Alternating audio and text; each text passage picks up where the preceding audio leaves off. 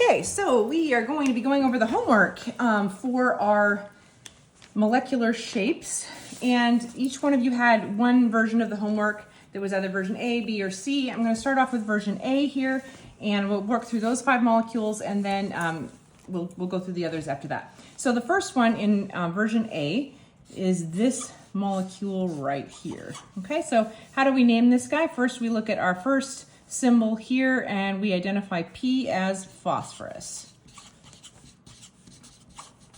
Phosphorus, okay? And we know it's a nonmetal. We know we're going to name it by its elemental name. The next one is also a nonmetal, and it's chlorine. But chlorine is the second molecule here, or sorry, second atom in this molecular formula. So we're going to change its name. We're going to give a prefix to show how many of them there are. So there's going to be a tri prefix here. So tri, and then we're going to change the ending to "ide." So it's trichloride.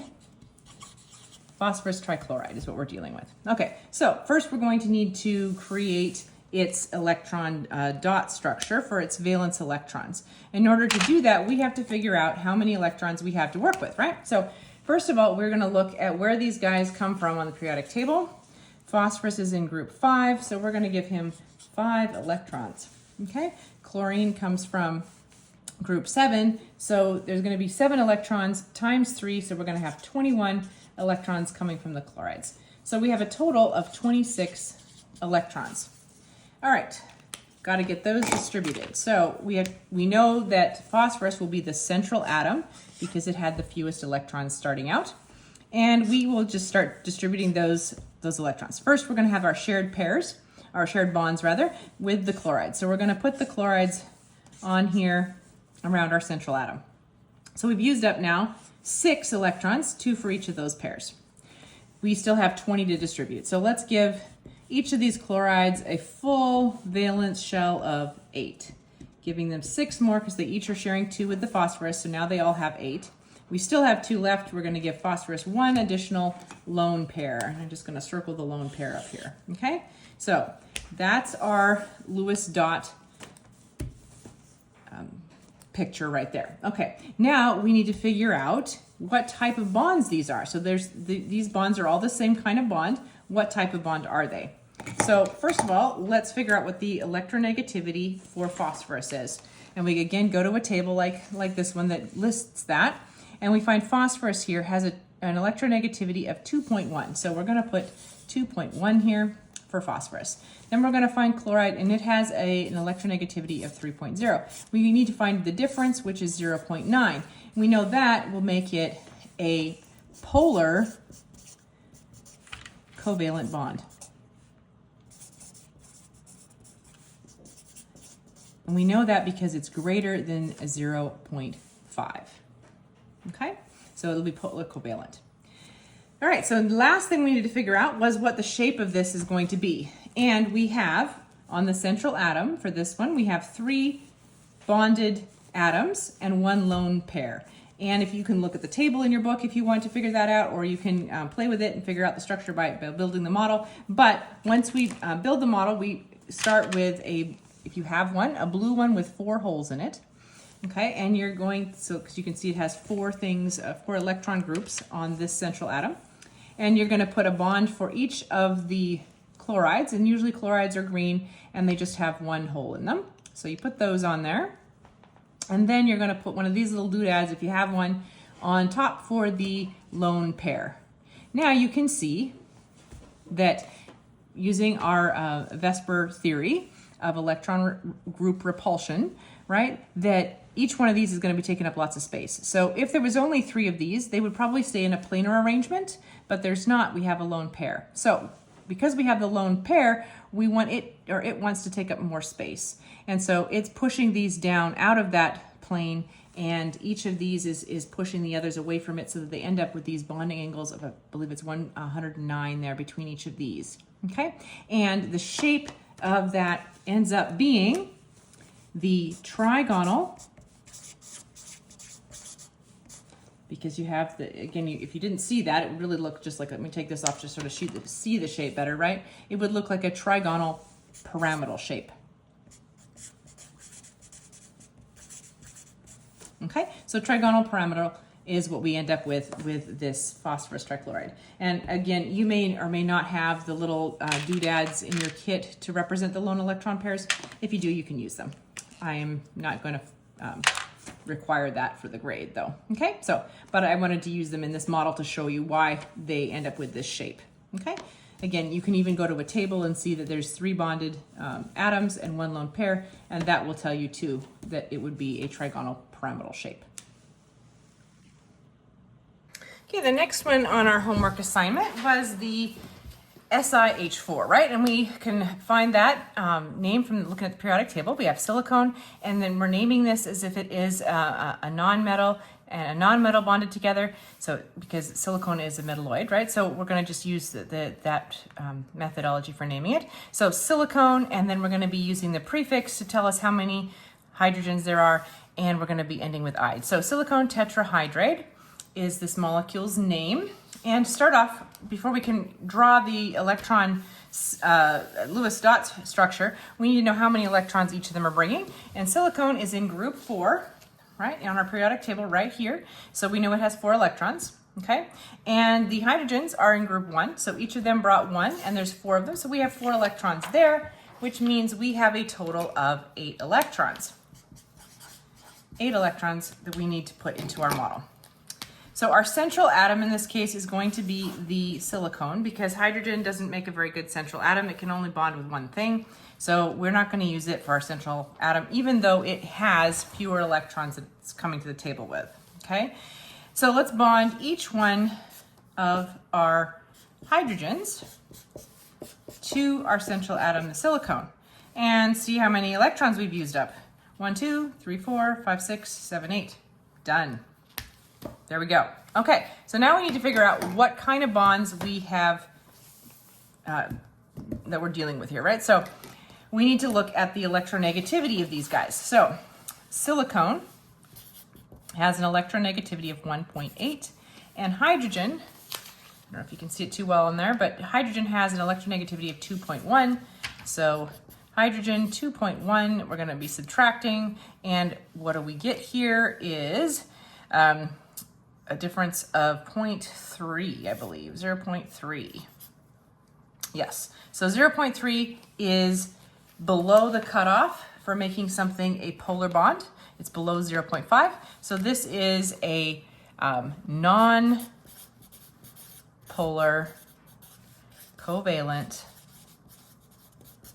bond, each one of these. Okay, so that's that. Now we need to know what shape we're dealing with. So the silicone, you can use any one of the holes, little balls from your kit that has 4 holes. Not more than 4, not less than 4, because it needs to be able to have these 4 bonds. Hydrogen is usually a white doodad here. So let's see if I'm not showing you the whole thing here on my screen, my bad.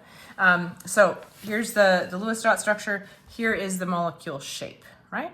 And because we have a central atom with 4 bonded atoms, we're going to be dealing with a tetrahedral shape. Tetrahedral. Okay. It's 3 dimensions with each of these with a 109-degree bond angle between them. Okay? So that's kind of what that looks like. Again, you could use toothpicks and gumdrops to make something that looks similar to this. Okay? So that's the silicone tetrahydride. Next up, we've got CS2. Okay, so we can look these symbols up on our periodic table, and it will give us carbon. And we know that sulfur, S for sulfur, is a nonmetal, so we're going to be using, and so is carbon, a nonmetal, so we're going to be using the molecular naming structure for nonmetals. And so sulfur has 2 of them, so we're going to use the prefix di for 2. Then we're going to put sulfide instead of sulfur. Okay, so carbon disulfide is the name of what we're dealing with. And let's figure out how many electrons each of those guys has as they come to the table. So we look for the group that they're in. Carbon is in group 4, so he has 4 electrons, or she, okay? And then sulfur is in group 6, so there are 12 electrons all together here. 6 from each of these. So we have a total of 16 electrons that we need to distribute here. All right, so we have the central atom is going to be carbon because it brings fewer electrons. So carbon in the middle. And we can give a bond here for each one of the sulfurs. Okay. And we need to kind of play around with this and think. We have used up 4 electrons, so we have 12 left. And each one of these guys needs to have 8 total. So we need to figure out a way to make that happen, right? What will happen here to make this easiest is let's say if we only have 12 left, we don't have enough to give 6 to him, 6 to him, and then 2 to each of these, right? That's not going to work. So we have to be creative. So let's start off by trying out some double bonds. So let's give carbon and sulfur each a double bond here. Now we have carbon happy because carbon has 1, 2, 3, 4, 5, 6, 7, 8 around it, okay? And that means we have 8 electrons used up, and we have 8 left, right? So sulfur has 4 on each of it, so they each just need 4 more, and we have exactly 8 to share around. So that'll be perfect. We can give each of these guys 2 more, and they'll have their 8 valence shells as well, or in their valence shell as well. So see, now this sulfur has 1, 2, 3, 4, 5, 6, 7, 8 around it. This one also 1, 2, 3, 4, 5, 6, 7, 8, and carbon 1, 2, 3, 4, 5, 6, 7, 8. Okay, and let's count just to make sure. We should have 16 electrons total. 1, 2, 3, 4, 5, 6, 7, 8, 9, 10, 11, 12, 13, 14, 15, 16. Yay, we did it. Okay, so sometimes this is going to take a little bit of time to figure it out. Slide this up so you can really see that better, okay? To be able to get those arranged correctly. Just zoom out a smidge so you guys can see that better. Okay, there we go. All right, so now we need to figure out what type of bonds we're dealing with these guys. So let's look up the electronegativity on the table again. Sulfur has an electronegativity of 2.5. Carbon, look at that, has an electronegativity of 2.5 as well. So the difference is 0, and that's going to make this a non-polar covalent. Did I spell that right? Covalent. Yes. Bond. Okay. So non-polar covalent. All right. Now we need to figure out what shape is this thing going to be.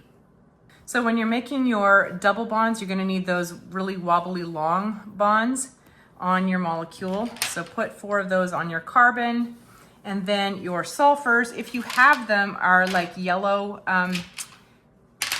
doodads in your kit. I'm going to have to use a red one because that's the only one I have that has two holes, and sulfur would be able to bond with 2 as well. So it's kind of the same idea here.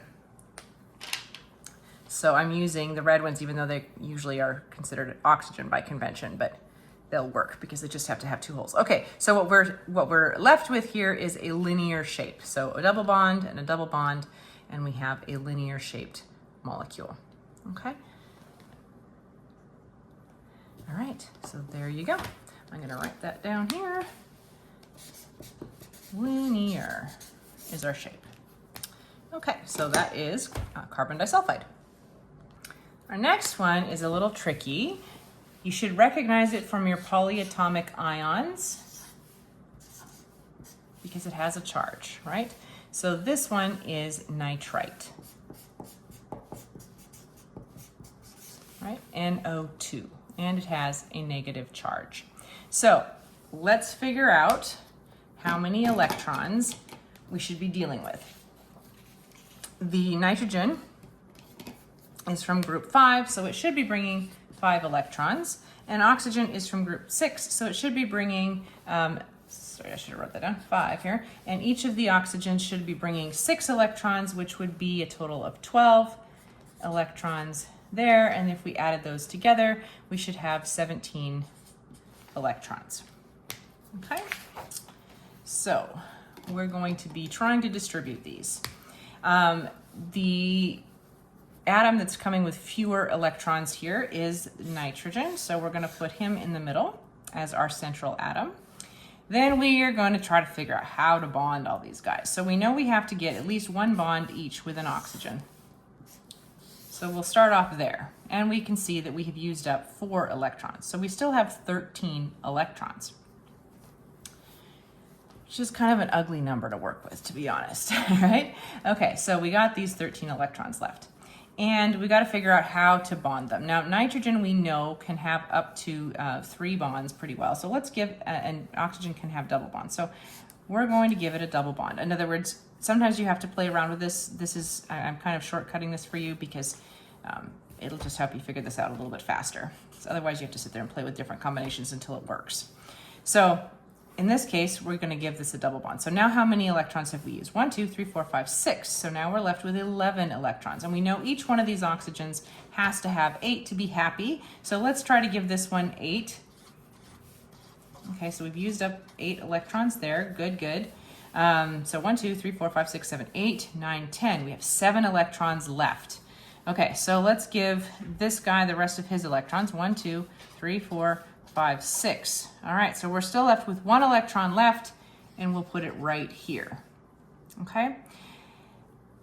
Now, you can see this has a negative charge on it, and that is because this has a negative charge on it, we're going to add 1 extra electron on the nitrogen there, and that will give it 8 electrons, and that will make it a charged ion. So the extra negative charge is an additional electron, so there's a total of 18 electrons then on the nitrite ion. Now let's look at the types of bonds that we're dealing with. Okay, so oxygen has a negativity here of 3.5, electronegativity 3.5 for the oxygen. Nitrogen is 3.0. So you can see that we are right at 0.5, and that makes it a polar covalent. It's just barely polar covalent. Valent. There we go. Okay. Covalent. Okay. I keep getting my E's and A's mixed up there. Covalent. Okay. So polar covalent bond for these bonds here. And then our molecule shape. This is going to be kind of fun, right? So we have a central atom.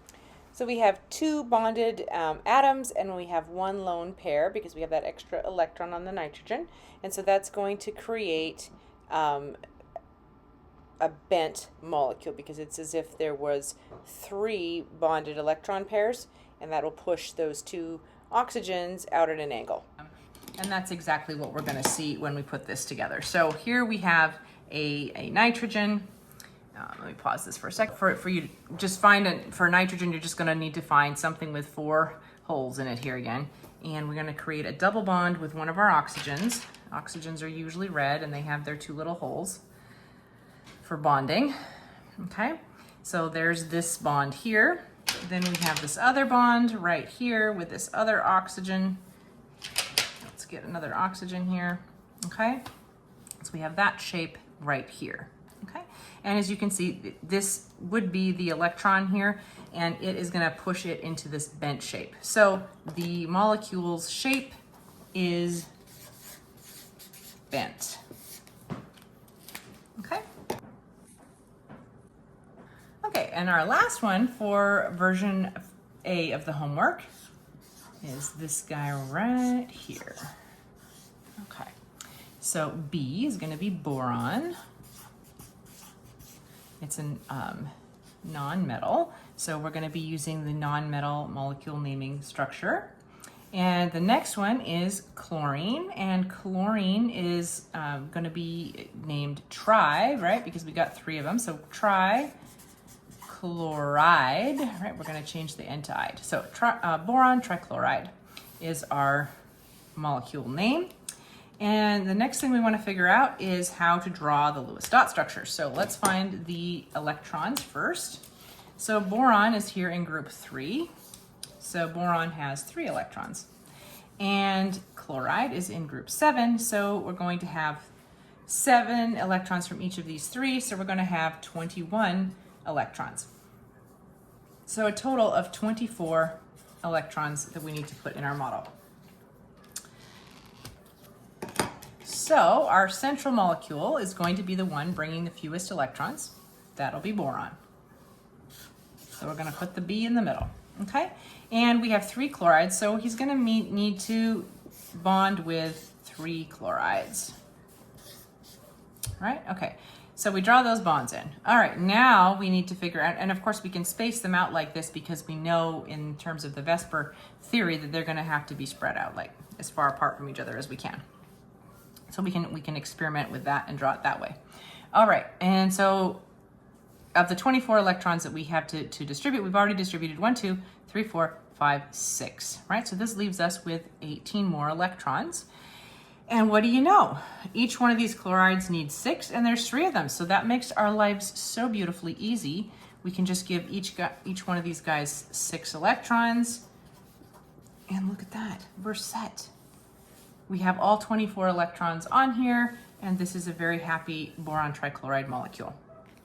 Okay, now we need to figure out what kind of bonds we're working with. So chloride has an electronegativity of 3. And boron has an electronegativity of 1.5. So we have a difference of 1.5, and that will make this guy a polar covalent bond.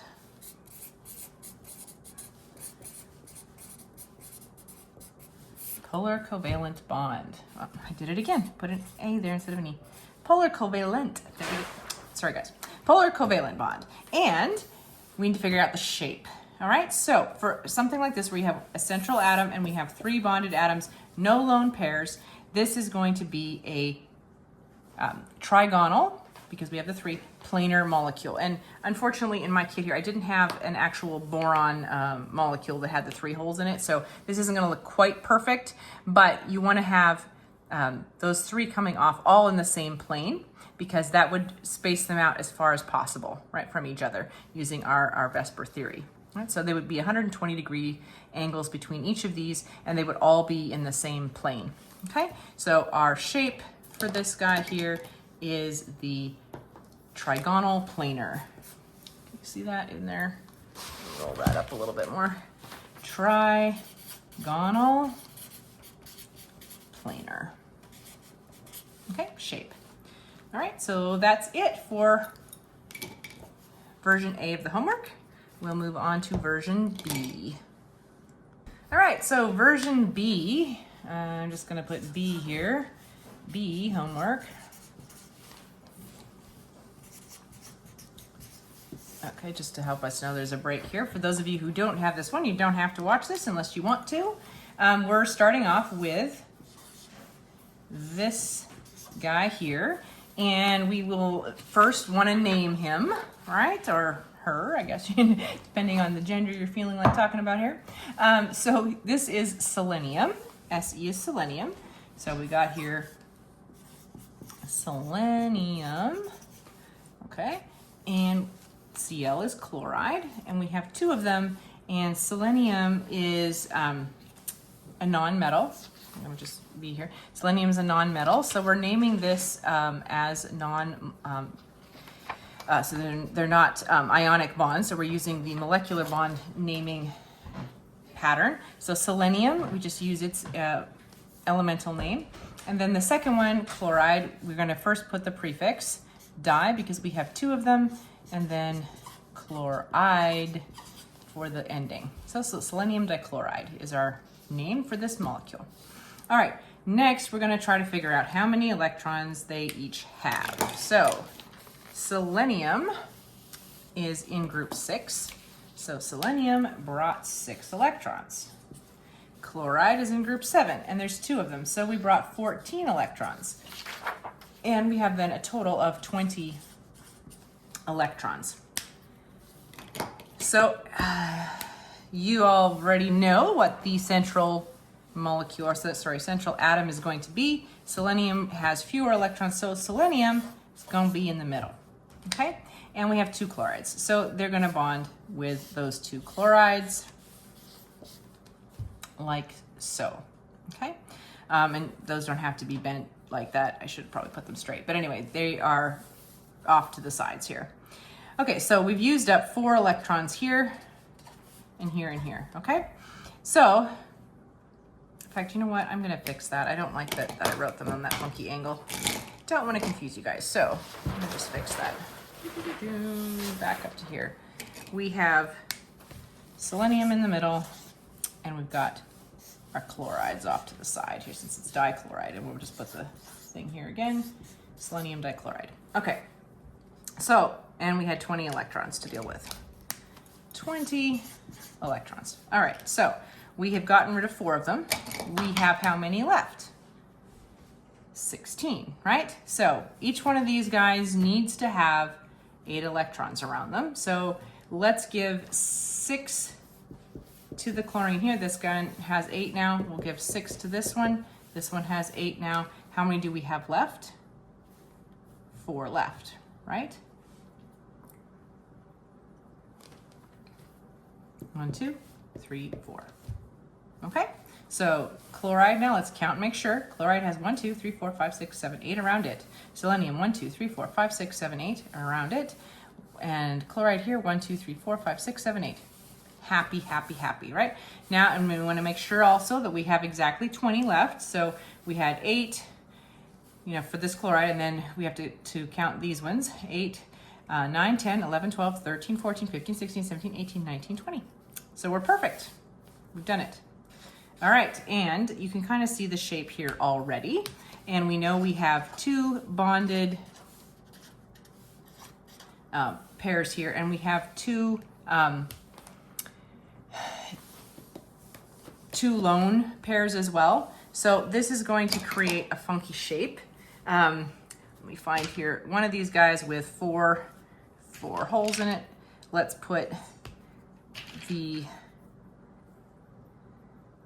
bonded pairs are sort of like that, and then the chlorines are going to come off. So let me just find one more single bond here. Okay, and our chlorines, sort of my noise here, chlorines are going to be coming off like, whoopsies, like this. Okay, so you can see that these guys are going to be taking up some space too, right? And so are these. So we end up with this shape. If we hide the electrons, we're going to have 2 bonded, or 2 atoms bonded to the central atom, and it's going to look bent because it's not going to be linear because these guys are pushing down on it. Okay, so even though this looks pretty this way, you could represent it like this because those bonds are in fact going to be bent. Okay, I don't know if you can see my line there, because these electron pairs are going to skew things out. Okay, so that is our molecular shape. What I neglected to do here is we didn't look at the type of bond, so let's go back to that a little bit. Chlorine has an electronegativity of 3, okay, and selenium has an electronegativity of 2.4. So we're going to be subtracting, and that gives us 0.6 as our metric there, right? And that's just barely over the threshold to make it a polar covalent bond. Okay, so selenium dichloride has a polar covalent bond. It's going to have 2 lone pair groups and 2 bonded atoms. And when we make that shape, it ends up being a bent shape. Okay? Because there's only these 3 guys, they're all in the same plane, but as you can see, these take up space when we're talking about our VSEPR theory. Those lone pairs take up as much space as if they were bonded atoms. Okay, so that's what pushes these guys out of the line or the linear shape and makes it a bent molecule. Okay, so there you go, selenium dichloride, polar covalent, bent. Okay, so our next one is this guy right here, germanium. Germanium, and we got 4 chlorides. So germanium's more or less a metalloid. So we're using the molecular naming structure, not the ionic compounds. structure of naming. So we're going to, germanium is our first molecule and our first atom, sorry, and it's going to be using its elemental name. But for the chlorides, we're going to have to use the prefix tetra. Tetrachloride. Change the name up from chlorine, right? So germanium tetrachloride is what we're dealing with. All right, so let's figure out how many electrons each of those are bringing to the table. Germanium is here in group 4, so it's bringing 4 electrons. Chloride is in group 7, and it has 4 of them, so 4 times 7 is 28 electrons that it's bringing, and we have then a total of 32 electrons that we need to distribute in our Lewis dot structure. The atom that's bringing the fewest electrons to the solution or to the equation is germanium, so it will be our central atom. So let's put germanium here in the center, and then we have our 4 chlorines that we need to bond to it. So let's go ahead and bond the 4 chlorines. Okay, so we've used 1, 2, 3, 4, 5, 6, 7, 8 of those electrons, and we have remaining, we have 24 more electrons that we need to distribute. So 24 more electrons to go. All right, let's give each of these guys enough electrons to keep them happy.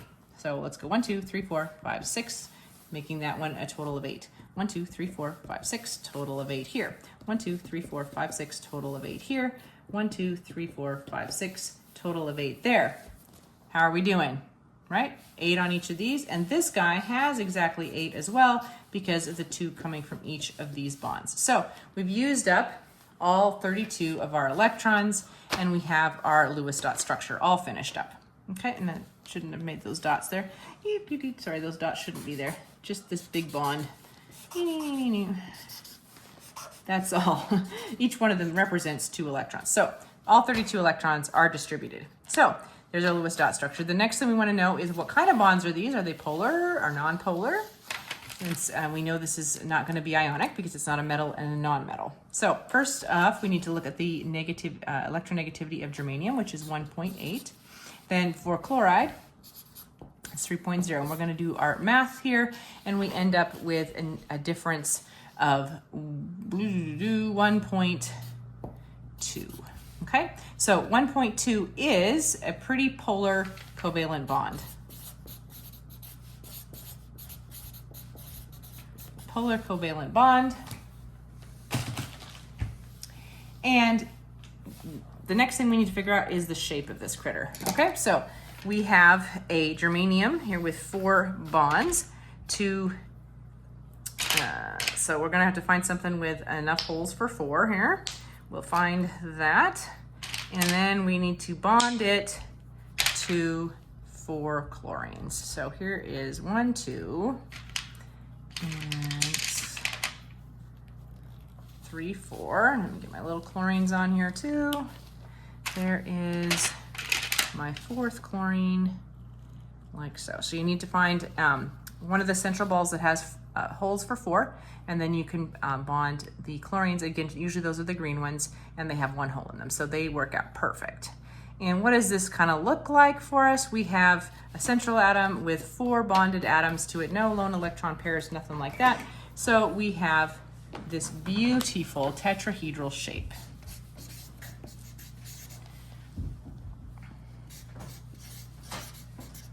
Tetrahedral. Okay. So it's 3-dimensional. Again, using the VESPA theory, each one of these guys is spread out as far apart from the others as possible in this 3-dimensional space. And then they're going to have a bonding angle here of about 109, right, to keep them all spread out. Okay, so there you go. That is the germanium tetrachloride. Okay, next we have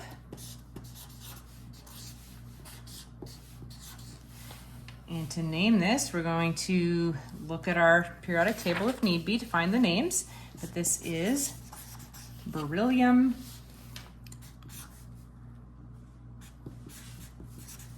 spell that correctly, beryllium, and beryllium is a metal, okay? And so we don't need to use the molecular naming structures, okay? We're going to change the non-metal to "-ide" though, but we don't need to put the di there, okay? Because we're gonna know the charges on beryllium because of its location in the table. And so we're not going to need to put that prefix on the fluoride. So it is beryllium fluoride, okay? And the next thing we're going to look at is our central, actually first before we look at the central atom, we have to figure out how many electrons each one has, right? So let's look at the electrons first. Beryllium is in group 2, so it has 2 electrons. And fluoride is in group 7, or fluorine is in group 7, and we're calling it fluoride in this chemical formula here. So it has 7 electrons each, and there's 2 of them, so we're going to have 14 electrons from that. So our total is 18 electrons. Okay, so let's write our central atom in. Our central atom is going to be the beryllium because it's bringing fewer electrons to the table, and it is going to be bonding with 2 fluorides or fluorides. Okay, so we've used up 2 of our 18 electrons. Let's give fluorine its 8 because we know it would be very happy to have that many. And that means how many do we have left? 1, 2, 3, 4, 5, 6, 7, 8, 9, 10, 11, 12, 13, 14, 15, 16. And I did my math wrong here. This was supposed to be 16. I was like, what did I do wrong here? 2 plus 14 is 16, right? So we're dealing with 16 electrons. Sorry about that mistake there, guys. And we have distributed our 16 electrons now because we have 8 here and we have 8 here. Now, if you will remember, we mentioned it very briefly in our lecture, but beryllium, being as how it's way over here up high on the periodic table, okay, it does not follow the valence rule needing all 8. Okay, it's a small enough molecule that its closest noble gas is helium, which has a valence of just 2, and it's happy. So in this case, beryllium is okay with just having the 4 electrons in its outer shell. So for beryllium fluoride, we can use the electrons in this way. Okay, and beryllium is that exception to the octet rule. All right, so we can see our shape here a little bit, but we're going to first look at what are the types of bonds between beryllium and fluoride. And I mean, we can look up the negativity if we want here just to double check, but beryllium is a metal, so we know it's going to be an ionic bond, right? So fluoride has a negativity of 4, and beryllium has a negativity of 1.5. So our difference here is 2.5, which is definitely an ionic bond.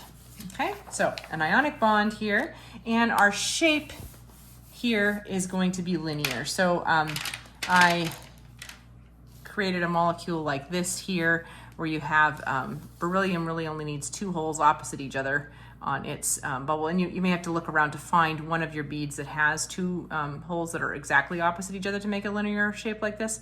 But once you find it, you can use that one for your beryllium, and then you're going to add your 2 little green guys here on opposite sides for your fluorine because they're a halogen.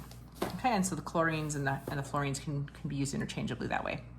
Okay, so that's your molecule, and like we said here, you have 1 central atom, no lone pairs, and 2 bonded